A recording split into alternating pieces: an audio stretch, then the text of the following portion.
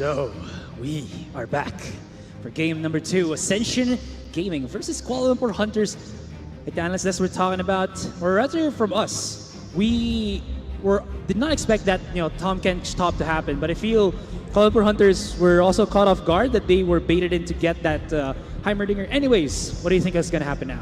Just as you mentioned, there were a lot of things that weren't expected, especially on Ascension Gaming side. Pyke wasn't played at all by Rich during the group stages, and as well as a top Tom Kench.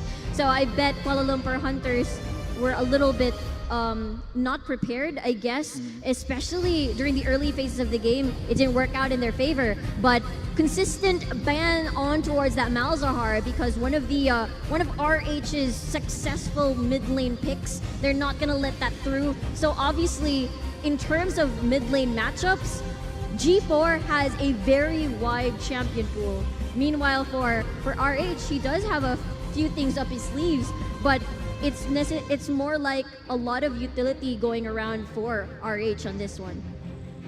Yeah, I mean, one thing that I kind of noticed from RH as well, that I've seen before from Aurelion Sol players, once you hit at least level 4 or level 5, even before you hit that ultimate mark of yours, you kind of rotate immediately from either top or bottom because of just that e-mobility that Aurelion Sol has. And we never really saw that. I think it was more because he was so heavily invested into trying to contain G4 as well in that jungle, even though they kind of, made a little bit of moves into the red side jungle of Ascension. It failed and they immediately just went away. Exactly. Just as you mentioned, it failed, but then again, because of this, there's a lot of priority onto Rocky's side. So no questions right there, immediately locking that Camille, and I bet KLH is most likely expecting that because instead of a Camille, they banned out that Nocturne. But in response to this, we'll have to see if they're gonna lock in. This was the Rek'Sai. You're very happy about this. Rek'Sai was used against Bigatron back at group stages before, and Kuala Lumpur Hunters has a lot of surprise picks. Again, they're the only ones that picked Rek'Sai. They're the only ones that picked Leona, I believe, on day 4. So I'm expecting KLH really want the momentum back because, again, ASC, very, very scary. This looks like an 8.14 setup. Like where you have the Rek'Sai, just go in with the Void Tunnels, and then you just smack in with the Galio on his ultimate. Really disgusting to actually look at. Like you're thinking, oh, how are we going to use offensively this Galio ultimate? Well, answer with that is the Rek'Sai. Another thing that I kind of want to point out here is that I know that Rek'Sai isn't really on the highest tiers as a jungle, but as a Rek'Sai player myself, I feel like she has a really good pathing as a jungler, and of course with the tunnels itself, you can actually easily bypass wards that you would think that with a non-tunnel over type of champion would be easily spotted out. But with the Rek'Sai, it's a bit more creative, and she has also pretty good spotting out with that tremor sense of hers. Exactamundo there, Azurai. A good pathing for Rek'Sai. A lot of more openings in terms of opening up for Caspiel in creating the early game lead. But moving over to Ascension Gaming, we see that it's a Tom Kench and a Misfortune. Obviously, one of the best picks of Nixar here, and they do manage to secure that for themselves. But Tom Kench, I believe it is still going to be potentially be at the support lane, especially if you do have an enemy Rek'Sai. You do want that safety from that for that Misfortune. It could still go either way. Like I know that Rocky would have a huge, or of course a high percentage chance that he can use this Camille, but I feel like it could also go into the hands of Lloyd because Lloyd has shown to be a very versatile jungler who likes the jungle carries, and one of those carries that also has a really good, I would say, level 3 power up is the Camille, or actually even level 2, but level 3, yeah, because you just have that, Shingeki no Kyojin, just go in with the grapples to initiate the fights, and it could be a really good catch-up, which is what Ascension did on game number 1. Yes, indeed. But again, just as you mentioned, a lot of flexibility for Ascension Gaming here. We still don't know whether or not the Camille is going to be on Rocky or on Lloyd. But in terms of statistics, Rocky, or rather Lloyd, hasn't played Camille in the group stages just yet. But it has happened before, playing things that haven't been played in the group stages and bringing them here at the semifinals. But so far, Irelia Azir obviously targeted to G4.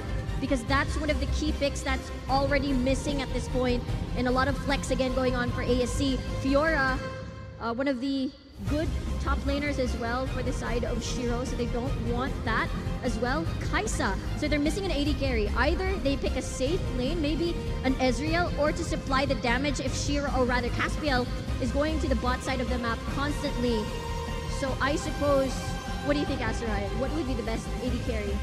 Against a Misfortune, I would really want to see an Ezreal here, but it could actually also be maybe a Xayah, but they pick up Tristana.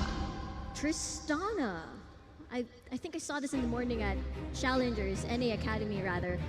But Tristana is pretty interesting. It is actually the same bot lane. Braum and Tristana works really, really well. Come late game, you do have at least that backup plan. If your early game doesn't work, you can rely on Veki for the plays, for the resets. Vel'Koz for G4 has been played at day one on the very, very first game of group stages. Aatrox goes past at the final rotation. But I feel like this is going to be another interesting match, Asarai. So it was pointed out to me way before that Fiora is a really good counter to the Aatrox, and they just set this up. And is that really? I think it is. Okay, so KLH bringing out the Wombo Jumbo combo. We're gonna be seeing the unstoppable force of the Malphite brought to the Summoner's Rift. What can this do? Malphite, as a champion per se, is really good against AD matchups because he has, basically anti-AD skills, and he scales, I believe, with armor, and that's just gonna be really good in order to kind of keep at bay Rocky. And once the team fight comes out, again, unstoppable force, really good for initiations. I'm just so amazed by the draft right now because there's a lot of things that didn't appear in group stages. We'll see Rocky on the Aatrox. It looks like that's going to be a Camille jungle instead. But looking at Kuala Lumpur Hunters, dynamics have shifted, obviously, because usually we see Caspiel having a lot of, especially using that Kindred, but now the weight in terms of positioning, being safe, and making sure that they transition well once the mid to later phases of the game appears, falls onto Veki as well. So it's Caspiel's, turn to keep up with the pressure and make sure that they remain focused throughout the game. Yeah, man, this is like a hashtag throwback to the, what season was that? Maybe season 5, where this type of composition was what we saw every single time. Anyways, we're gonna be going for game number 2, and you can see here, Kuala Lumpur Hunters again, their bag of goodies. It's not done. Like, they're basically like Santa Claus here in August. They have like a ton of stuff, presents for us to kind of just enjoy, and we're little kids opening it up. Very bad analogy, but anyways, we're just gonna head on up for game. All right.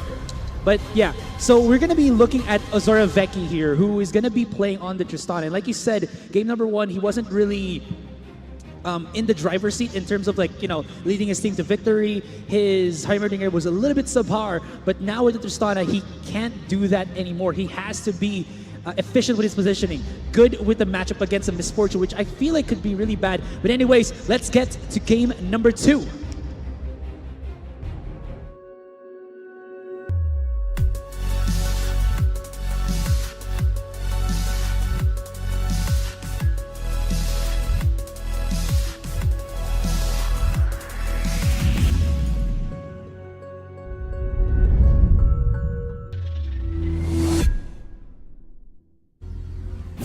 Game number 2 has begun, ladies and gentlemen. Ascension starting with a 1-0 already. Kuala Lumpur Hunters, we thought that they were going to adjust, and we thought right. And their adjustment is something that I haven't seen in a long time. Top lane Malphite, let's go. Let's go indeed, Asarai. But again, Ascension Gaming, they have the undefeated streak. 0-6, 0-7 technically right now.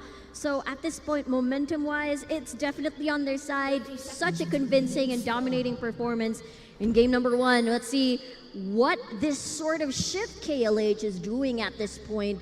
Will it work? Because in comparison to the previous composition that they have initiated, a lot of weight was on Caspiel.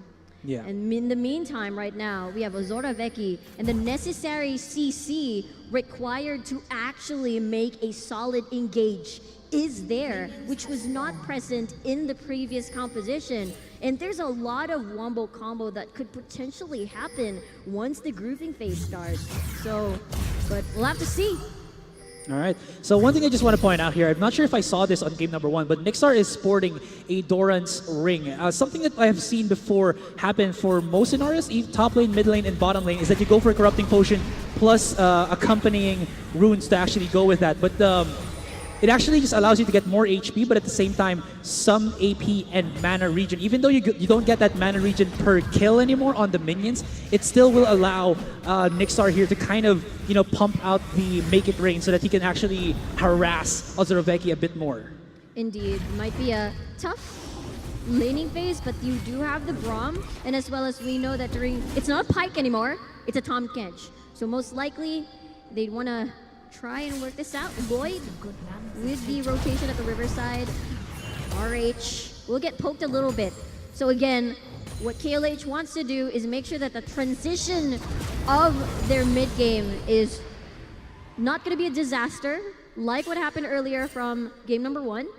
So a lot of low kill pressure lanes for KLH side, because all they want to do is just try to remain calm and collected and wait for Caspiel to make the rotations. And when the grouping phase start, they're gonna get that Tristana Roland, or they can get numbers advantage during the laning phase as well, if once they reach all their level 6. Because again, you mentioned how there's a lot of globals going on, so they'll be relying on numbers advantage to get to finish a target. Yeah, what's kind of interesting now is that KLH has made a lot more effort to actually have a more global presence type of composition. They do have RH on that Galio with his ultimate, and here for ASC, they only will have the Tahm Kench, and Lloyd is actually going to be playing on that Camille in the jungle. Camille jungle. What do you think about your jungler name? I mean, it just, again, I think like Lloyd just really wants to go for these level 3 type of junglers, that he just wants to have as much power as possible with that mobility of his. And KLH, I think because they didn't like Caspiel's performance on the Kindred, they kind of want to match that with a bit more response and more utility in terms of his picking, so they went for this Rek'Sai. But Rek'Sai surprisingly has good enough damage as well, so you got to respect that to a certain degree. And Caspiel spotted out here on the blue side with that ward right there. Yes, indeed. The vision control of ASC is so very impressive.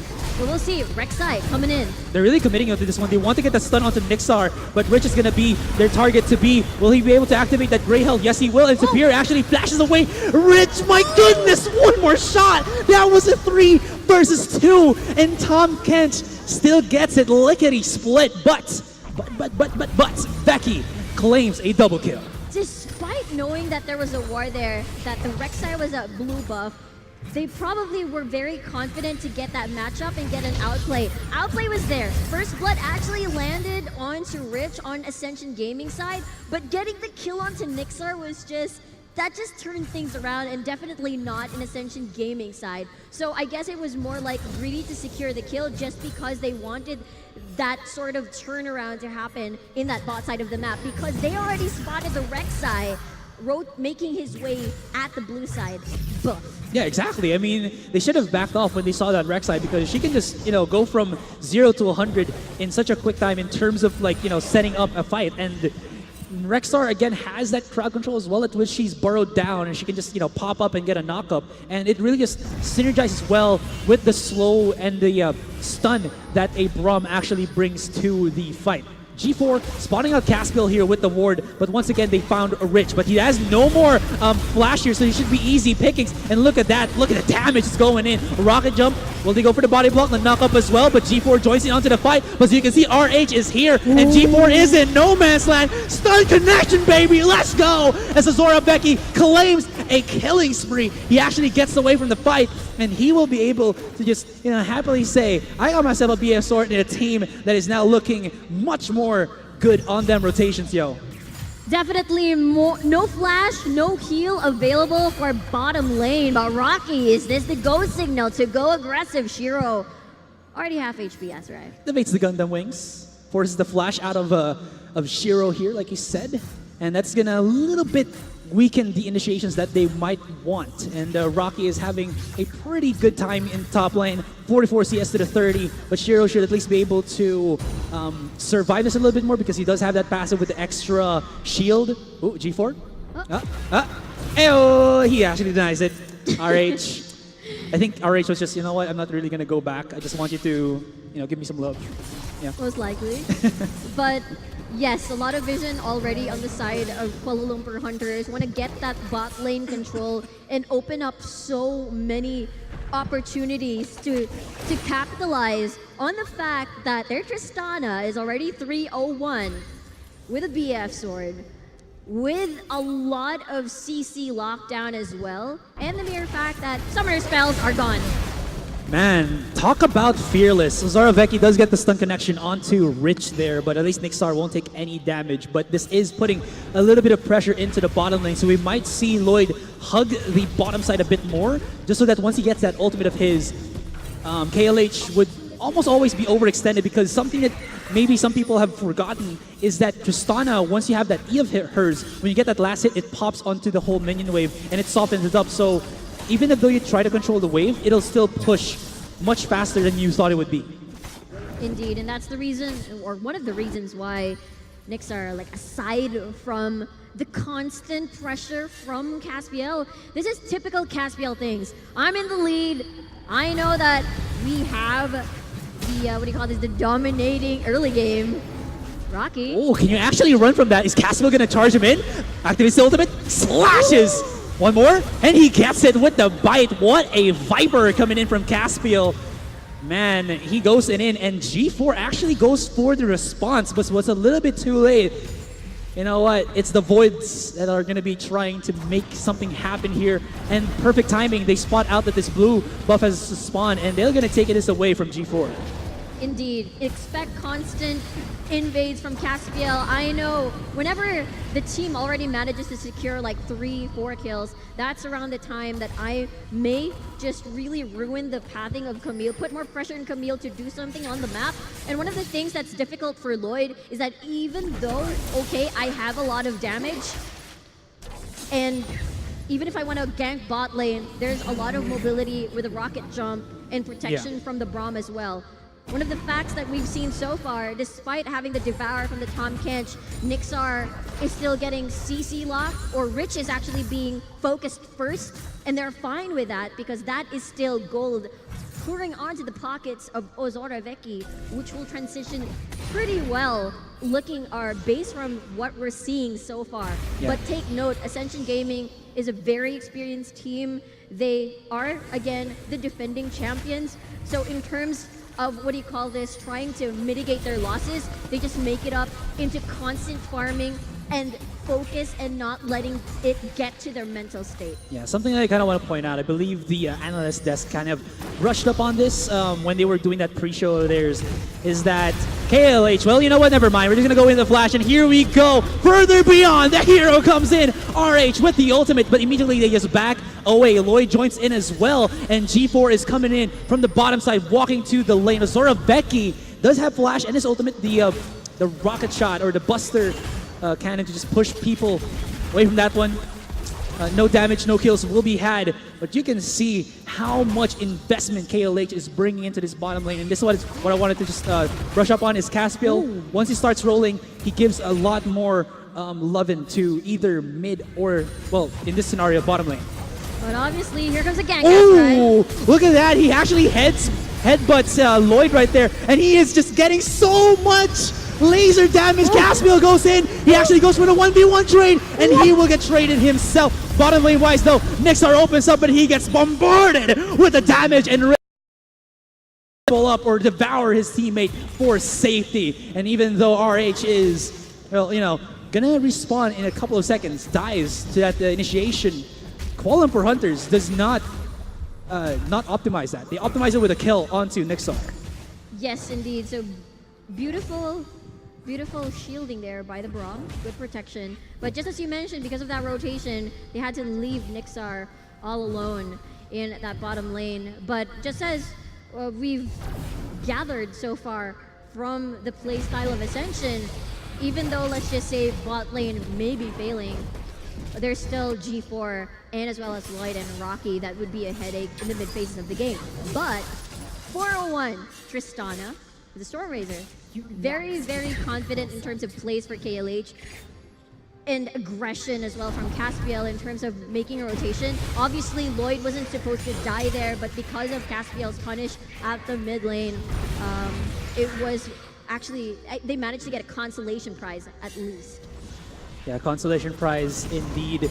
And another thing that I'm kind of might be wary here for Ascension is that as this Tristana goes in, you have to remember, I feel like Tristana is probably the best ADC to go for sieges. Just because you can hit that E on towers and then you just deal so much damage. Indeed, so much damage for Ascension as well, for Nixar on that Misfortune. You saw how chunked the Tristana was. Already ready to dirt. Here comes the gank. Does have a barrier and a flash, but this is a 3-man initiation there. The follow up with the taunt and just, you know, knock up City. And they get that one. This could actually open up the possibility of a dragon to be taken, and they have some set wards for that to actually be done. But in the bottom lane, you can see Nixar is really forcing this wave right here so that they can put wards themselves as KLH tries to deal with that wave. Good point there on the vision. Obviously, Ascension didn't have any defensive wards, but look at that. There's the gank. Oh! 3 in the middle, quite quick from them. Rocky actually goes in, but doesn't really have to. RH taken down once more. Caspiel comes here from the side, and it seems like if Ascension can't get bottom lane, then let's just go mid. Exactly what we've been mentioning. How, yes, G4 is still one of those key players in the side of Ascension Gaming, especially on the Vel'Koz. It just worked so well for them during game number 1 group stages, but look at this. Here comes an engage. They will be committing into this one. Frozen Fissure activated by the Braum, but look at the laser, forces it out, and no more damage will be had from G4, but Rocky has joined in with the TP as well. So this is a 5-man rotation from Ascension, and they claim 1 kill. I believe Shiro did want to jump in on there, but not really gonna happen for him. Caspiel, though, knows that there is a little bit of vision for their side, but this is spotted out by Ascension, so they might want to counter this, but Nixar has actually backed up into base, G4 is in lane, and Lloyd is back in jungle. So, good response here. Good response here indeed from KLH, managing to get the Mountain Drake after suffering from, or no, rather coming from that skirmish from earlier, knowing the fact that Rocky already rotated at the bottom side of the map, teleported rather. But looking at what's happening right now, it seems that, okay, Nixar obviously having a difficult time in the bottom side of the map, but just as I mentioned, you still have a lot to worry about. You've got Rocky, Lloyd, and G4 as well. But the thing is, because of the peel that KLH has in their composition and the burst and the CC lockdown, it's one of those things that really directly sort of counters their composition. The Shield of Braum will just really mitigate the damage from the ultimate of a Misfortune and as well as the Vel'Koz ultimate. So a lot of skill shots could be denied. If that's not available, Rocket Jump just to avoid the skill shot. So for KLH, they have a lot of options in terms of keeping themselves safe and as well as engage just to try and secure the kill if they want to. Yeah, and you were mentioning how, you know, Nixar kind of wanted to get away from Becky, but immediately Becky just goes to the top lane as well because, well, tower has been taken down, so might as well work to the top lane and get that other top tier 1. And this could, again, open up another objective here. This is KLH efficiency to the max. I mean, for this game, they went for Dragon, they got the bottom tier 1, and now they're going for top tier 1 plus a Rift Herald. This is just all objectives going into their hands. And now, what was that? What are you doing? And Nixar actually gets blown up. Misfortune was in no chance to actually escape that one. Caspiel trying to run away, and he was just baiting in Rich all day long.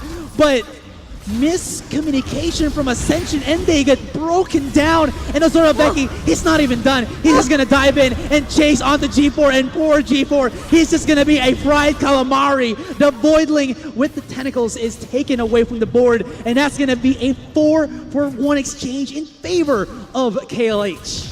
Wow, there was a lot of things going around that Rift Herald area, but I guess they got the deny on the Rift Herald, correct? But then again, they sacrificed so much just to get that deny, and they suffered a lot, putting a lot of gold on Ozoraveki at that point. And there's a very good, what do you call this? It's very linear. If you see the Abyssal Voyage in, you can set up that taunt, set up that CC. Anything can go here. Shiro is gonna be fine. He's gonna be A-okay. Gonna be good. But going back to what I was saying earlier, if you Abyssal Voyage in front of 4 people, there's a ton of CCs that could immediately deny the air quote surprise attack that you were planning. And obviously Nixar had to suffer the consequences, such a squishy target, and one of the primary targets as well that you want to take out. But so far, so good, looking for KLH, and the gold lead is slowly going in favor in terms of, like, it's not a 2K gold lead in comparison to the rest of the game, but now it's just slowly gapping up.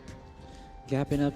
I mean, this is just giving me shivers right here. We were like a little bit worried for KLH, what adjustments they'll do to actually come back into this this second game. And immediately, from what looked like to have been a more lane dominant matchup from game 1 that they didn't really execute properly, they still kind of go for the same thing. But now they gave Veki something that he seems to be enjoying properly with that Tristana, and it is working wonders for them. And another thing that you gotta take note here is that Ascension, it feels like they don't really have a sieging comp. They have a push comp, but it can be easily countered with Arhedge's, I would say, wave clear with that Q of his. And look at that, it's easy to clear out, and they still haven't gotten any towers yet, maybe from the bottom, because Rocky has been setting it up for such a long time. Yeah, Shiro has been tanking a lot of pressure from Rocky, and it's working wonders for them. Meanwhile, Veki is overstaying. Caspiel is lingering around the corner. Lloyd. He knows Veki's going to be caught out here by the Hextech Ultimatum, and he is taking the bullet time. Can he get away? So little, so much. Arhedge goes in, but it's a tad bit too late. But is the damage going to be real? 1, 2, down here for Ascension. Smacks it in, and that's going to be a recapture here for a little bit of the 1 kill for RH. But miscommunications or a misuse of the skills there. KLH did not immediately back off, and they weren't able to take that top tier 2 as well. And Ascension, you know that they were happy to take that away from KLH. Definitely happy about that. Ascension, KLH had no wards at the blue side, rather at the blue buff jungle of Ascension. So in terms of overextending, it wasn't very safe for Veki to, overstay his welcome. But Caspiel was just lingering around the corner, perhaps expecting maybe a 2-man collapse, but probably didn't calculate the fact that Lloyd could be on that side as well. But meanwhile, the tier 3 turret at the bot side already taken after so many attempts by Rocky. But Shiro, the prime guardian of the bot lane for now, we haven't seen the wombo combo we've been looking for, because everybody else just really want to control the waves and make sure that KLH, stays in that lead and not waste what they have achieved from the early game.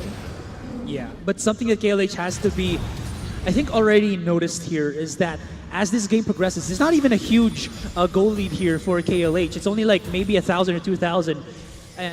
Back to what I'm saying is that as this game progresses, if they can't really make this Tristana siege work for them, if they can't break down towers enough, and if they can't get objectives enough, the damage of Ascension will spike at some point. And when that happens, this might be where KLH will really have to either pick their fights or pick off someone before looking for a fight. Thing is, there's a lot of options for KLH to gain the numbers advantage as well.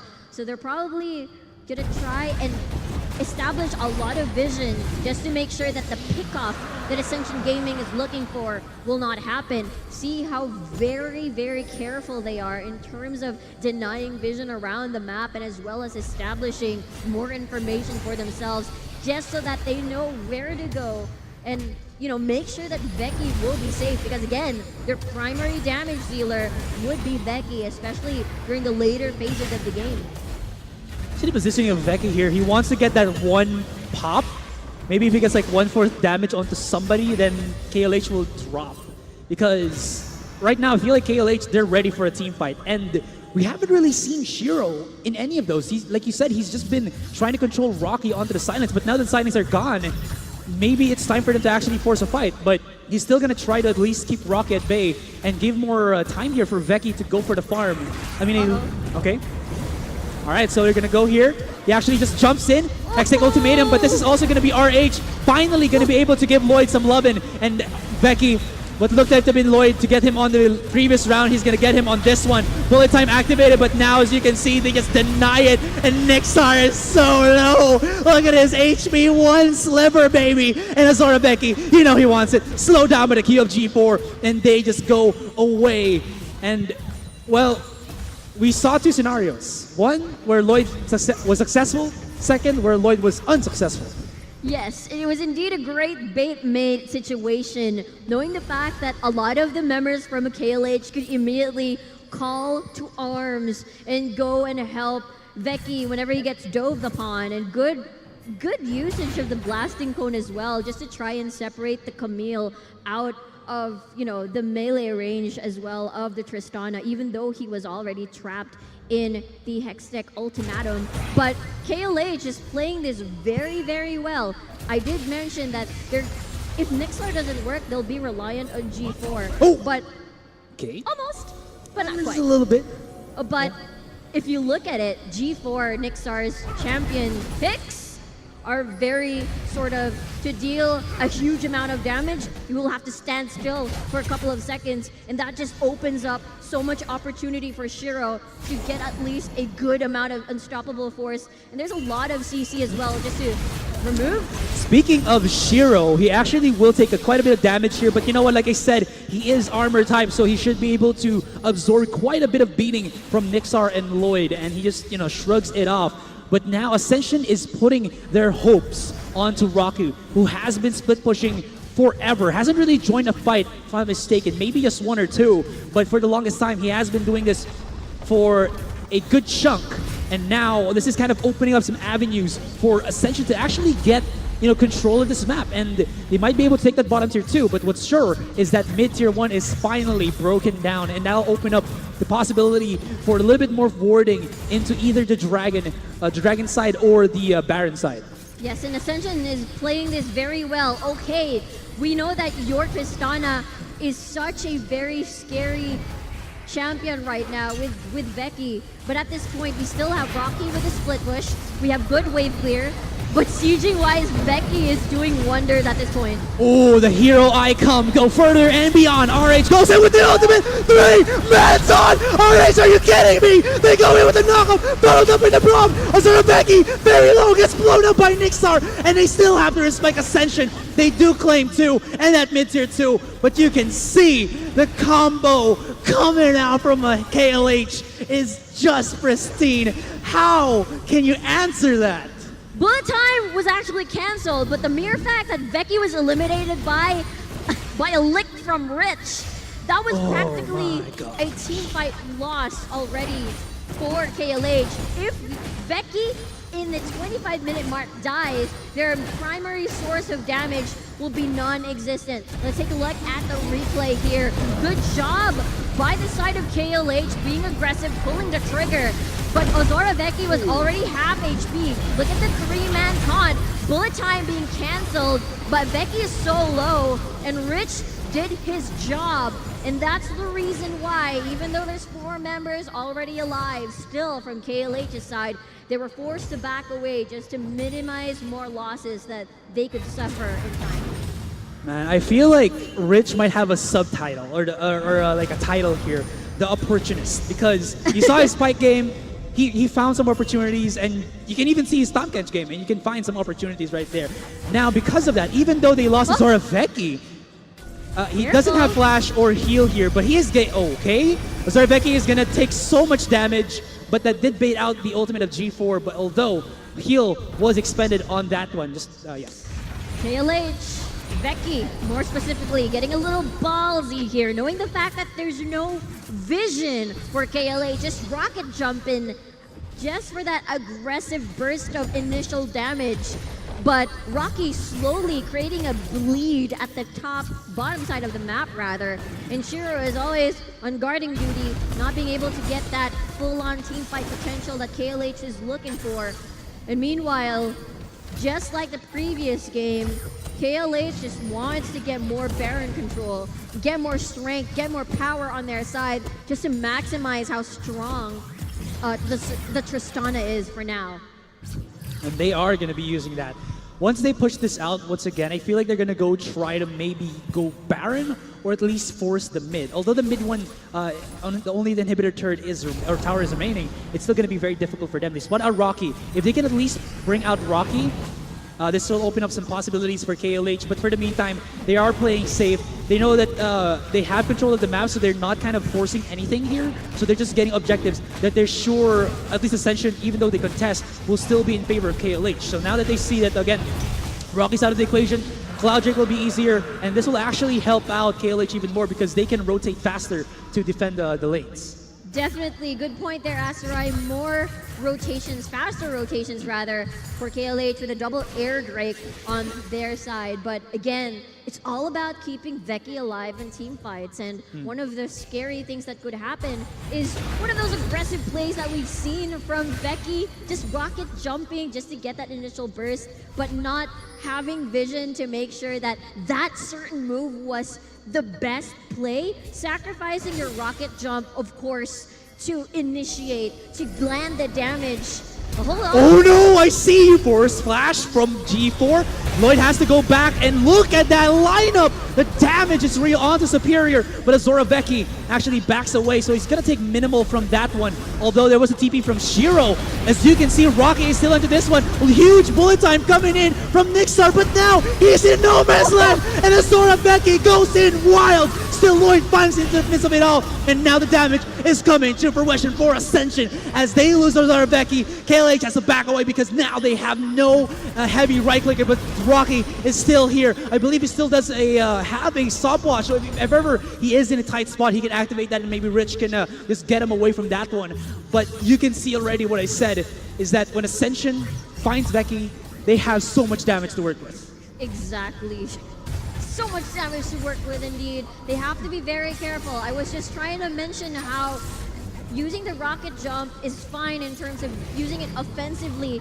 Just make sure that you'll not suffer the consequences of getting dove upon, because there's and suffering damages from key members such as Nixar and G4 on this misfortune, and as well as this Vel'Koz. So yeah, what Veki wanted to do was, okay, the nearest vulnerable target there was Nixar. He was open, but just as we mentioned, there's a lot of people that could potentially dive on you.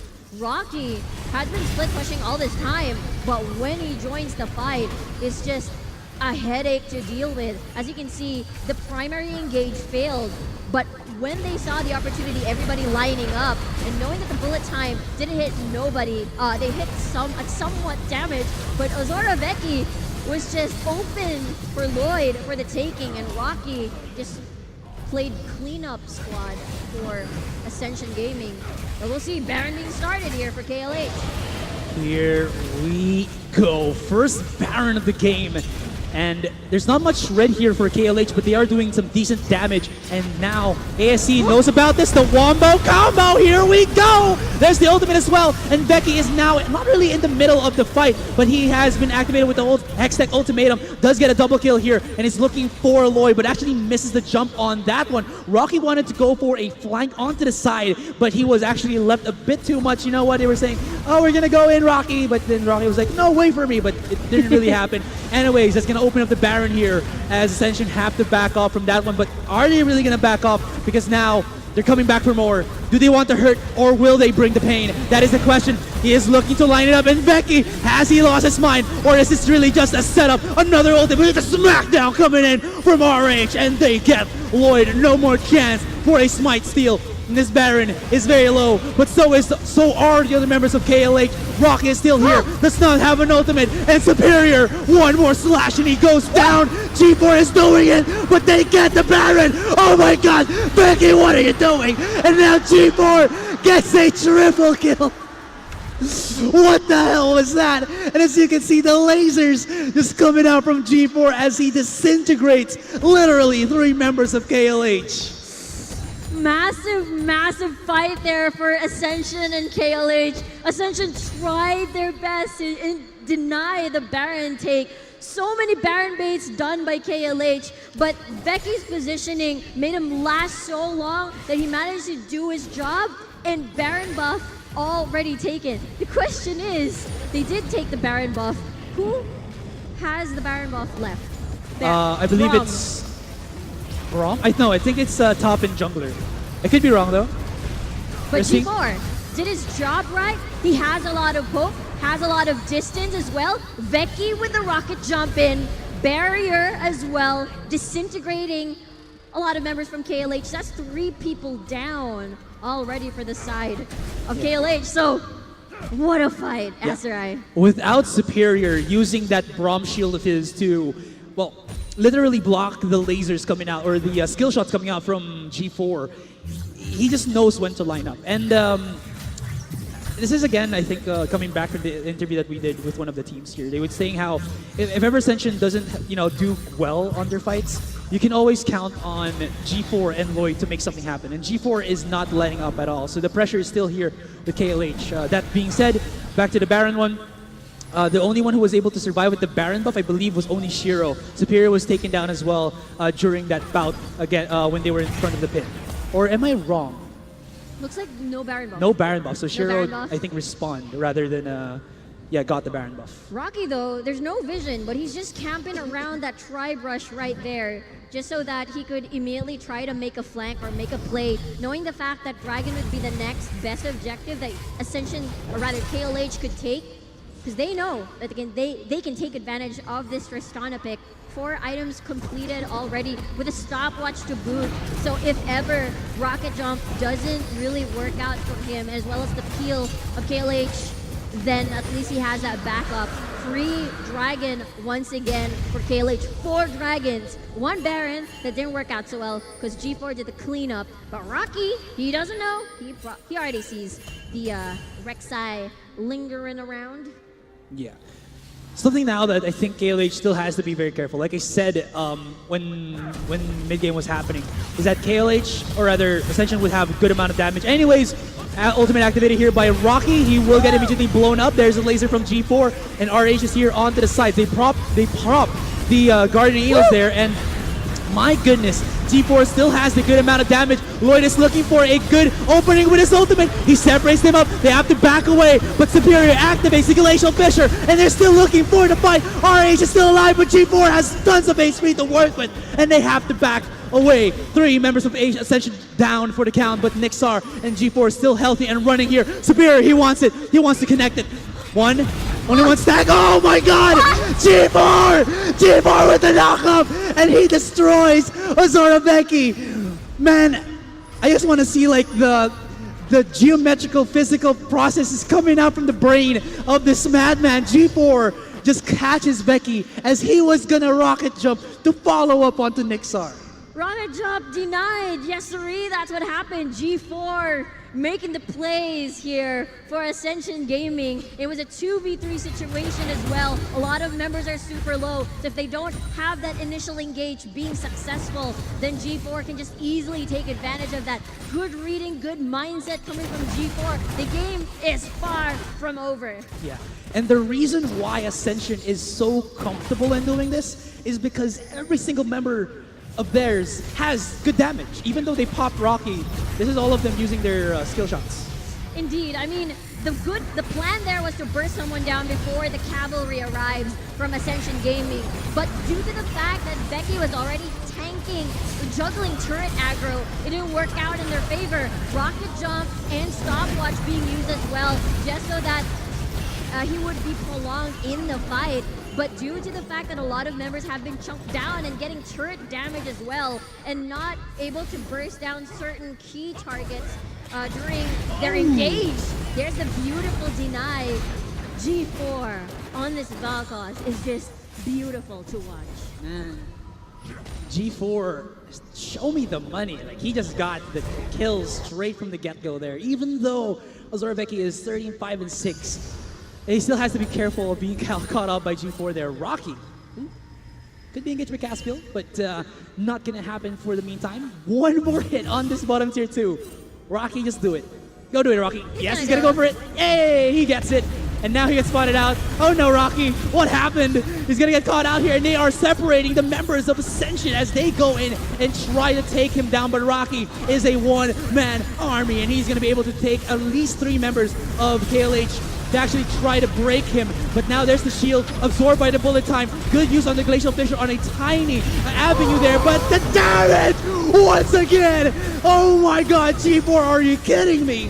What are you doing? He actually destroys Superior. There's the ultimate. Oh, Becky could not escape, even though RH, or rather RH, used the ultimate to give his comrade a little bit of support, and Ascension still comes out with no one being taken down. Messy fight for KLH there. They were so confused. Their mindset was, let's stop the cavalry. Superior, Shiro, and RH tried their best to stop the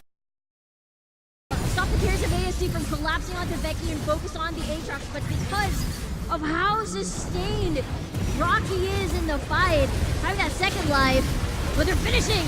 Oh no, ASC, they know it. 20 seconds on both the carries, mid lane and ADC. And from what looks like to have been a great start from KLH, can they actually defend this? The Calamari is going in for the lasers. G4 with a legendary, and game number 2 will be taken by Ascension. What? They had What? it.